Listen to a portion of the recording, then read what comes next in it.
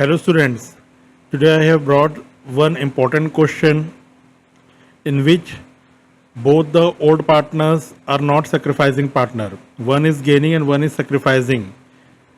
Okay, so in admission chapter you have seen that both the old partners are sacrificing and the new partner is gaining partner.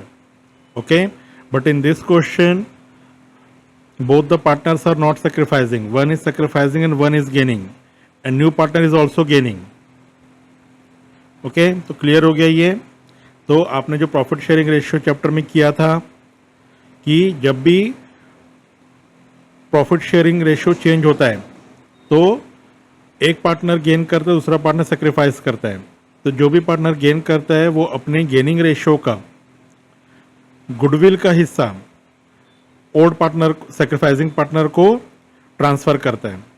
ठीक है, तो वही logic यहाँ पे भी लगाना है और इसके साथ ही एड ऑन क्या करना है, न्यू पार्टनर का जो गुडविल है वो भी सेक्रीफाइसिंग पार्टनर को देना है। क्लियर है, जो एडमिशन के चैप्टर में आपने किया हुआ है।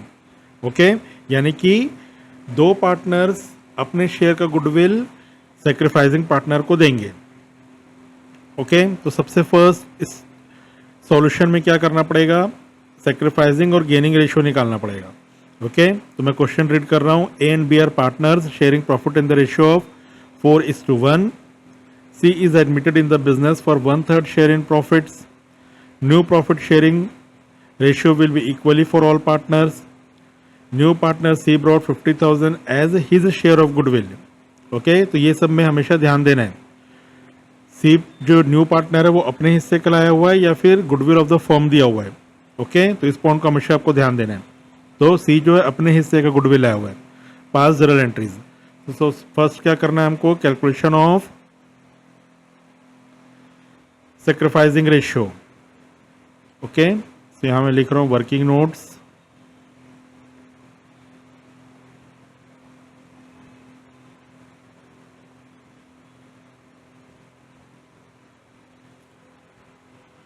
Calculation of sacrificing and gaining ratio.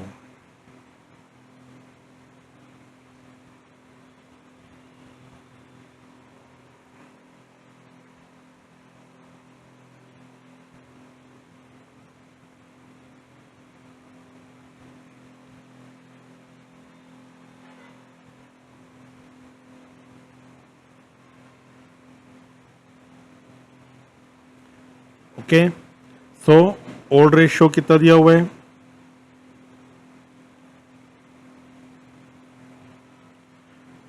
4:1। New ratio कितना दिया है,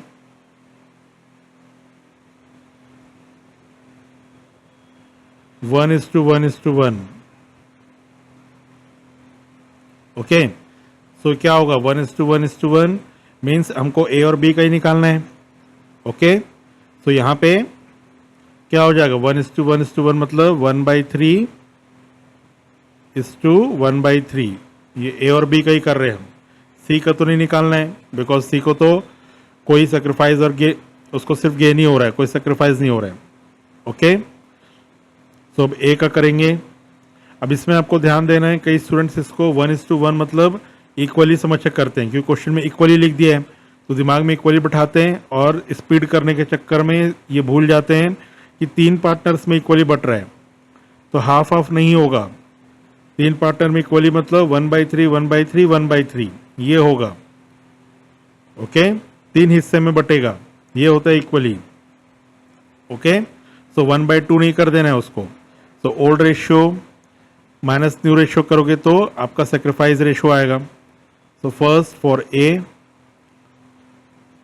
4/5 minus 1/3, old minus new share किए तो कितना है ये 15,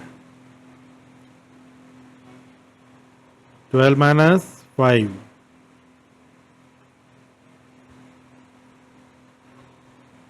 7/15। ओके, सेम ऐसी बी का 1/5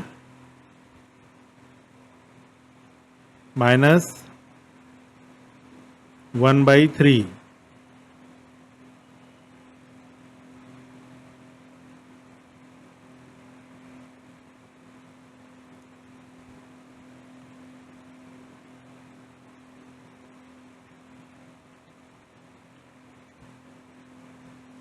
देखो 3 माइनस 5 माइनस 2 हो गया, यानी कि ओल्ड माइनस न्यू की और आंसर माइनस में है, मतलब B is gaining partner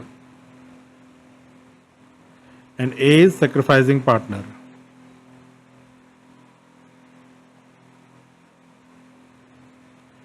okay, यहां तक क्लियर हो गया? ठीक है, अब जो बी है ये क्या करेगा, ये अपने हिस्से का गुडविल ये देगा सेक्रीफाइस पार्टनर को, मतलब ए को, और सी भी देगा ए को। क्लियर? तो अब देखो total goodwill of the firm तो दिया नहीं है, तो बी कैसे देगा गुडविल? तो total goodwill of the firm हमको इन्फर्ट करना पड़ेगा। इन्फर्ट मतलब अंदाजा लगाना पड़ेगा कि फर्म का गुडविल कितना है ऑन इन्फर्ट बेसिस। ओके, सो देखो सी जो है 50,000 गुडविल लेके आया 1/3 हिस्से के लिए, तो टोटल गुडविल कितना हुआ होगा? 50,000 इंटू 3 किए 1,50,000, तभी उससे 1/3 में 50,000 मांगा गया है। Okay, so total value of goodwill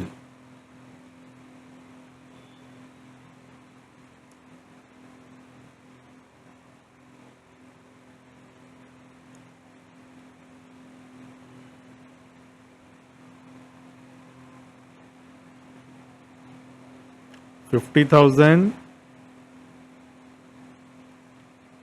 into 3/1, ये आ गया आपका 1,50,000। ठीक है, ये टोटल वैल्यू हो गया। अब इसका जो है बी अपने हिस्से का गुडविल देगा, तो कितना देगा? 20 शेयर ऑफ गुडविल,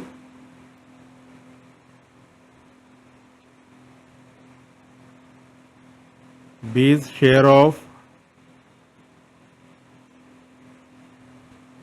गुडविल। 1,50,000 का कितना उसका गेनिंग रेशियो? आपको गेनिंग रेशियो ध्यान देना है। ओके, ये है 2/15, तो कितना हो जाएगा? 20,000।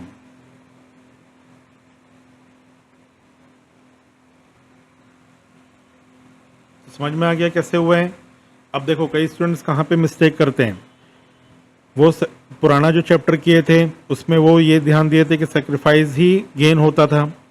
ठीक है, तो वो सेक्रीफाइस को यहाँ पे लिख देते हैं 7/15 से।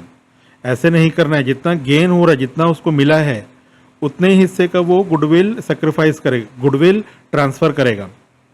क्लियर है?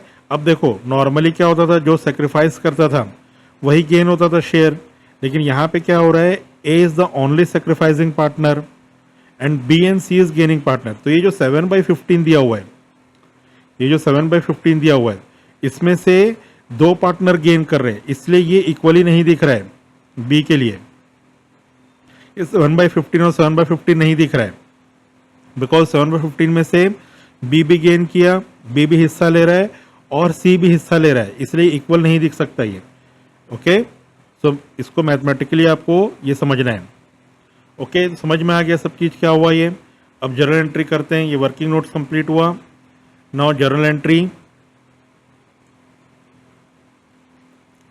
सबसे पहले तो गुडविल ब्रॉट इन की एंट्री करनी है। ठीक है,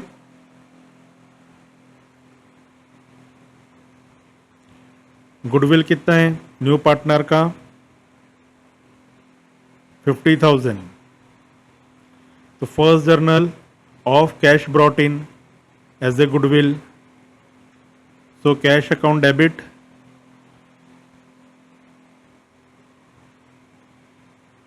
to premium for goodwill account.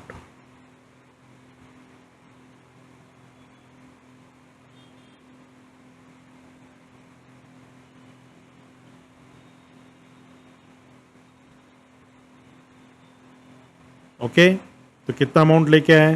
50,000 and 50,000, यही लेके आए न्यू पार्टनर। ठीक, समझ में आया? अब इसी गुडविल को डिस्ट्रीब्यूट होता था।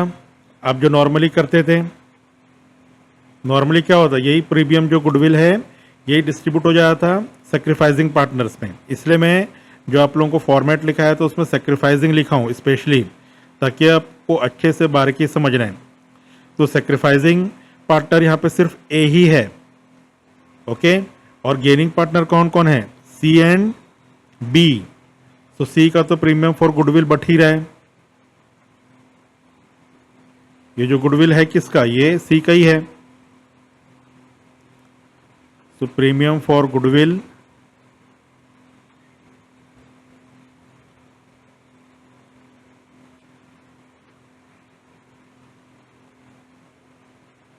अकाउंट डेबिट किए 50,000 से, ओके। अब बी भी अपने शेयर का गुडविल देगा, तो क्या करते थे आप? उसके कैपिटल अकाउंट को डेबिट करते थे। जो भी अपना गुडविल ट्रांसफर करेगा उसका कैपिटल अकाउंट डेबिट हो जाएगा।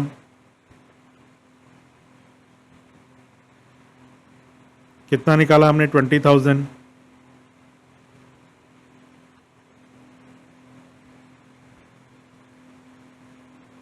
Okay, to S capital account.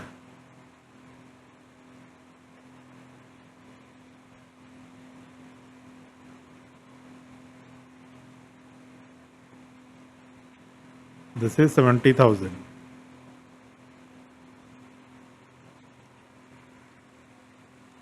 Okay, तो समझ में आ गया पूरा ये कैसे हो रहा है। देखो ए जो है उसको ये दोनों गुडविल मिल गया because A sacrificing his profit share. देखो ए 7/15 का सेक्रीफाइस कर रहा है प्रॉफिट शेयर, किसको किसको? बी और सी को। तो उसके बदले ही उसको ये गुडविल मिल गया। तो ये लॉजिक ऐसे मैच करना है आपको, ओके। ये पूरा लॉजिक ऐसे मैच करते हुए चलना है, तब जाके आपकी सारी चीज़ें करेक्ट मैच होंगी और आंसर करेक्ट आएगा। तो कॉन्सेप्ट एकदम करेक्ट बैठाना है माइंड पे, ओके। इसलिए मैं बहुत ही धीरे तरीके से समझाता हूँ, बहुत धीरे, कोई हड़बड़ी नहीं, क्योंकि एक बार आप समझ गए चीज़ों को तो आप अपने तरीके से स्पीड से सॉल्व कर सकते हो, ओके। तो हर बारीकी चीज़ों को मैं बता रहा हूँ, अच्छे से समझा रहा हूँ, आपको इस चीज़ को अच्छे से ध्यान देना है। तो क्लियर हो गया? और बिल्कुल भी रटना नहीं है, ये तो मैं आपको हर एक वीडियो में बताता हूँ कि रटना तो बिल्कुल नहीं है। क्लियर?